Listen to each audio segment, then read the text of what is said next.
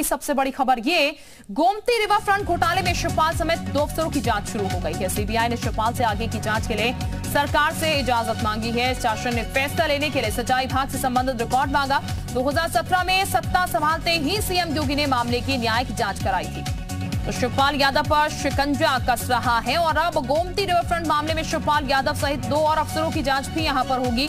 सरकार से अनुमति इसकी मांगी गई है। शासन ने फैसला ले लिया है और सिंचाई विभाग से संबंधित रिकॉर्ड जो है वो यहां पर मांग लिया गया है। 2017 में सत्ता संभालते ही ये आरोप भी लगे थे।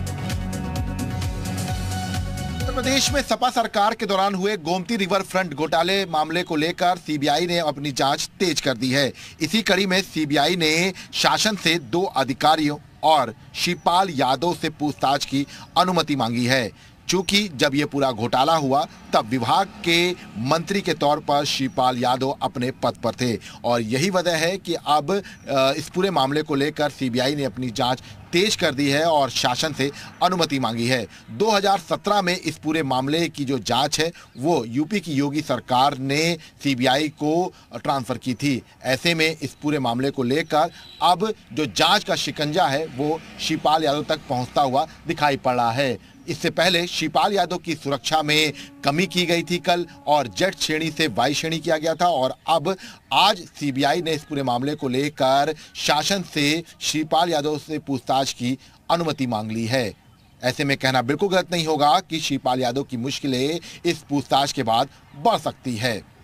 कैमरामैन रामबाला चौरसिया के साथ विशाल रघुवंशी, जी मीडिया, लखनऊ। और विशाल इस वक्त हमारे साथ ज्यादा जानकारी के साथ जुड़ चुके हैं। विशाल का हम सीधे रुख कर लेते हैं। विशाल, गोमती रिवर फ्रंट मामले में अब कहा जाएगा चाचा की भी मुश्किलें बढ़ रही हैं क्योंकि जांच उनके खिलाफ भी शुरू होगी, साथ ही 2 अफसरों के खिलाफ भी जांच शुरू होगी। अभी क्या जानकारी है आपके पास? देखिए, मेरे को निश्चित तौर पर शिवपाल यादव की मुश्किलें बढ़ सकती हैं क्योंकि सीबीआई ने इस पूरे मामले को लेकर शासन से अनुमति मांगी है कि उनसे जो है पूछताछ की जाए और जांच का जो दायरा है वो बढ़ाया जाए। चूंकि अभी तक इस पूरे मामले को लेकर तमाम ऐसे अधिकारी हैं जिनसे पूछताछ की जा चुकी है सीबीआई की तरफ से। 2017 में जब यूपी में योगी सरकार आई थी तब इस पूरे मामले को लेकर जो घोटाला हुआ था उसकी जाँच जो है वो यूपी की योगी सरकार की तरफ से बैठाई गई थी और उसके बाद सीबीआई से अनुरोध किया गया था कि ये पूरा मामला जो है वो अपने हाथ में ले लें। उसके बाद सीबीआई ने इस पूरे मामले को अपने हाथ में लिया और उसके बाद इस पूरे मामले की जो जांच है वो की जा रही थी। लेकिन कुछ समय के लिए ये जो जांच थी ये फिलहाल जो है थम सी गई थी, लेकिन अब दोबारा से इस जांच में जो है तेजी आई है और सीबीआई की अनुमति मिलने के बाद ये माना जा रहा है कि शिवपाल यादव से भी पूछताछ हो सकती है। विशाल, आपके पास में राकेश त्रिपाठी साहब इस वक्त हमारे साथ जुड़ चुके हैं बीजेपी से, उनका हम रुख कर लेते हैं। राकेश जी, बहुत स्वागत आपका जी उत्तर प्रदेश उत्तराखंड पर। राकेश जी, अब जो नेतागण इसमें होंगे, जो अधिकारी इसमें होंगे, कुल मिलाकर ये कहा जाए वो सब नपते हुए नजर आएंगे, जिसने भी भ्रष्टाचार किया वो बख्शा नहीं जाएगा? देखिए, समाजवादी पार्टी ने अपनी सत्ता में रहते हुए जिस तरह से भारी भरकम भ्रष्टाचार घोटाले करने के काम किए थे, हमने सरकार आने से पहले अपने संकल्प पत्र में इस बात को कहा था कि हम ऐसे सभी मामलों की निष्पक्षता से जांच कराएंगे और इसीलिए हमने केंद्रीय जांच एजेंसी से इस पूरे मामले की जांच कराने का अनुरोध किया था। केंद्रीय जांच एजेंसी इसकी अपनी जांच कर रही है, उसकी अपनी गति होती है और वो जांच में जिनसे भी पूछताछ करने की आवश्यकता होगी, जिनको भी हिरासत में लेने की आवश्यकता होगी, जांच एजेंसी अपने हिसाब से काम करेगी। इसमें किसी प्रकार का कोई राजनीतिक हस्तक्षेप नहीं है और समाजवादी पार्टी ने जो बोया बीज बबूल का, तो आप कहां से बोए? उन्होंने जब भ्रष्टाचार किया है तो भ्रष्टाचार की कीमत तो उन्हें चुकानी पड़ेगी। उन्के एक नेता आजम खान लगातार जेल की सलाखों के पीछे रहे हैं अपने कृत्यों के कारण और अब एक एक करके उनके तमाम और नेता जिन्होंने अपने सत्ता के रसूख के दम पर अन्याय किया है, भ्रष्टाचार किया है, उनको जेल की सलाखों के पीछे जाना पड़ेगा। बिल्कुल, लेकिन राकेश जी, जो जिक्र आपने ही कर दिया वो जिक्र मैं भी करने जा रही थी। आजम खान ये कहते हैं बकरी चोरी का इल्जाम मेरे ऊपर लगा दिया, ऐसे ऐसे आरोप मेरे ऊपर लगाते हैं। ये जो सरकार है वो जानबूझकर, क्योंकि सत्ता हाथ में है तो कुछ भी अनर्गल आरोप लगा रही है और चूंकि सत्तासीन पार्टी है तो विपक्ष को कमजोर करने के लिए भी लगातार कार्रवाइयां जो है वो की जा रही है। भी पार्टी विपक्षी जो है आरोप लगाते हैं आप लोगों पर। देखिए, आजम खान के खिलाफ जो भी एफआईआर दर्ज कराई गई है उसमें बड़ी संख्या में वो एफआईआर है, उन पीड़ितों के एफआईआर है, गरीबों की एफआईआर है जिनकी जमीनों को उन्होंने कब्जा करने का काम किया था सत्ता के दम पर। तो जब गरीबों की पर उन्होंने तब अत्याचार किया था, जो गरीब उनके सामने सर उठाने की हिम्मत नहीं रखते थे, जिन पर इतना दबाव होता था, आज योगी आदित्यनाथ जी की सरकार आने के बाद वो निर्भय होकर के घर से बाहर निकले और और उन्होंने एफआईआर दर्ज कराई है। योगी आदित्यनाथ सरकार में हर व्यक्ति की सुनवाई होती है और इसीलिए आज उनकी सुनवाई करते हुए उन एफआईआर पर मुकदमा दर्ज करके उसमें कार्रवाई जांच की गई है, आगे बढ़ाई गई है और इसीलिए उनके कोर्ट के द्वारा भी लगातार बेल एप्लीकेशन खारिज की गई है।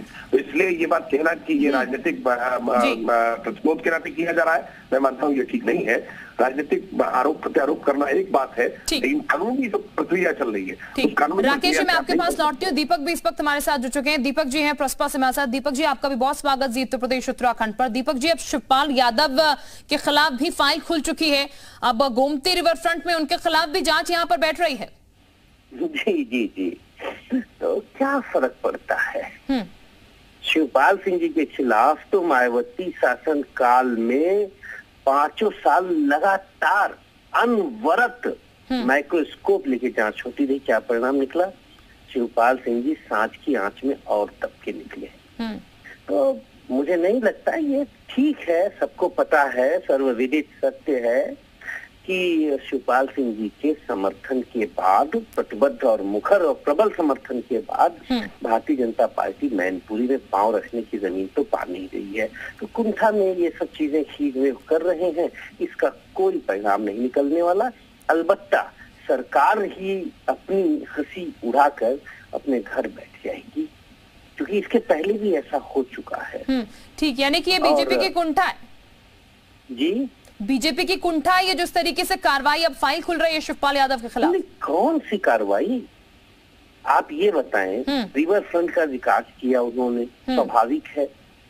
तो विकास करना क्या भ्रष्टाचार है? राकेश जी, विकास करना क्या भ्रष्टाचार है? आप लोग डर गए क्योंकि चाचा और अखिलेश जो है वो एक साथ आ गए हैं मैनपुरी में, आपको अब डर लग रहा है, इसलिए अब द्वेषपूर्ण तरीके से ये कार्रवाई जो है वो कर रहा है फाइल, इसलिए शिवपाल यादव के खिलाफ भी खोल दी गई है। खड़ा हो रहा है। ये पहली बात तो मैनपुरी में वो कब साथ नहीं थे? क्या मुलायम सिंह यादव जी जब पिछला चुनाव लड़ रहे थे तब शिवपाल सिंह यादव साथ नहीं थे? क्या उससे पहले जब मुलायम सिंह यादव जी चुनाव लड़े तब शिवपाल यादव साथ नहीं थे?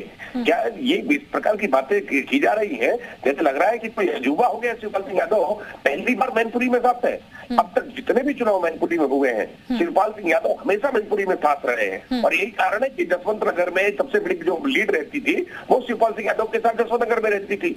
उसके बावजूद ये बात क्रिएट की जा रही है कि शिवपाल सिंह यादव कोई नए तरीके से सपा के साथ आ गए हैं, ऐसा नहीं है। समाजवादी पार्टी के साथ हमेशा रहे हैं, लेकिन हम पूरे विश्वास के साथ कह रहे हैं कि जैसे लगातार सपा की लीड घटी है, इस बार वहां लीड घट करके पराजय में तब्दील होगी और भारतीय जनता पार्टी वहां विजय हासिल करेगी। देखिए, ये पूरा मामला कानूनी है। आज रिवर फ्रंट घोटाले के संदर्भ में जो भी कार्रवाई हो रही है उसका राजनीति से कोई सरोकार नहीं है, लेकिन मैनपुरी में पराजय की संभावनाएं देख रही समाजवादी पार्टी जानबूझ करके ऐसे मसलों को राजनीतिक मुद्दा बनाने का प्रयास कर रही है। लेकिन मैनपुरी की जनता इन सारी बातों को समझती है और जब मैनपुरी में वोट पड़ेगा तो वो बिल्कुल वोट पड़ेगा राकेश जी, तो तस्वीर जो है वो सामने आई जाएगी। लेकिन इस पूरे मामले को, जैसा कि राकेश जी कह रहे हैं, यहाँ पर ये पार्टी जो है, यहाँ पर जो ये पूरा मामला है वो राजनीतिक चीज से पूरी दूर है। लेकिन हालांकि दीपक जी भी जैसे की बात कह रहे हैं यहाँ पर